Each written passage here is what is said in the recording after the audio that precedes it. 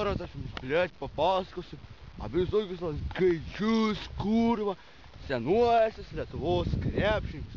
Pavyzdžiui, Chomičius, Kurtinaitis, aišku, Lietuvos milžinas Sabonis. Taip pat, kaip mes dabar prieiname prie šitos ištaigingos, prašome ten kamerą, krepšinio aikštelės, tokios pačios stovi ir Vilniuje. Jie tais laikais treniruodavosi. A nori papasakoti dalyką, kas Sabonį išmokė kabelį mesti? A nori? Jie.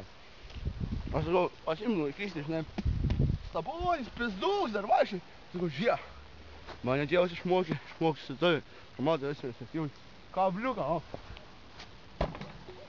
Aišku, čia yra lankai sukrypę. Nebūdavo taip, ne. Visi žinom, Sabonio ilgas rankas, a ne? Jis gali paimti. Taip. Hup. A bet Sabonis negali taip. Sabonis taip negali. Sabonis taip nieko nepadaryti. Sabonis laik padaryti taip. Pie kas man taip išmokė? Ne, matai, tu jau jauti, kai išmokiau aš. Tu neklysti. Tu neklysti, man.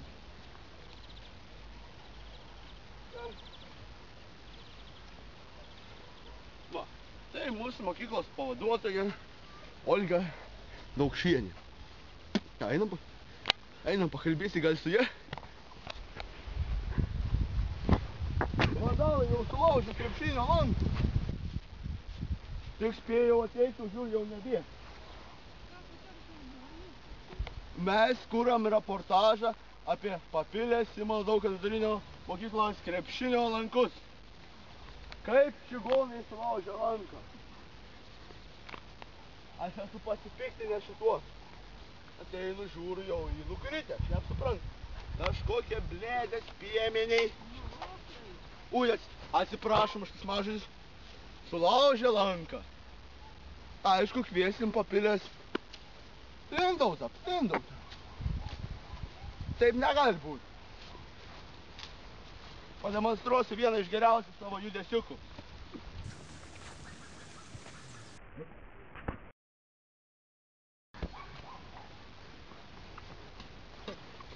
Pakalbėjome su mūsų mokyklos pavaduotoja Olga Daukšienė. Aišku, moteris į gerą, va, kiaulėlį šer, viską šer. Nu, taip ir reikia. Palauk. Action check. Suprantame, visi žinome firminį Chomičiaus metimą. Chomičių išmokė mano brolis. O brolis išmokė mane. Chomičius pribėga. Aišku, tais laikais aš pataikydavau, kaip sakant, kadangi jau rūkau. Net pataikau, nesportuoju.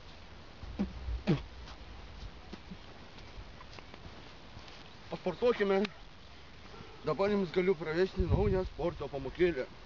Vaikai, nerūkykite, bet sportuokime.